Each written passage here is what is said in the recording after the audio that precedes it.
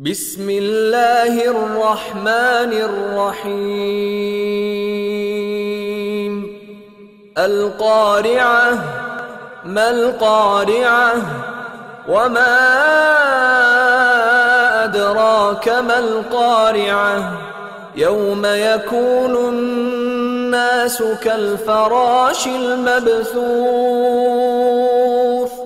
وتكون الجبال كالعهن المنفوش فأما من ثقلت موازينه فهو في عيشة راضية وأما من خفت موازينه فأمه هاوية وما أدراك ما هي نار حامية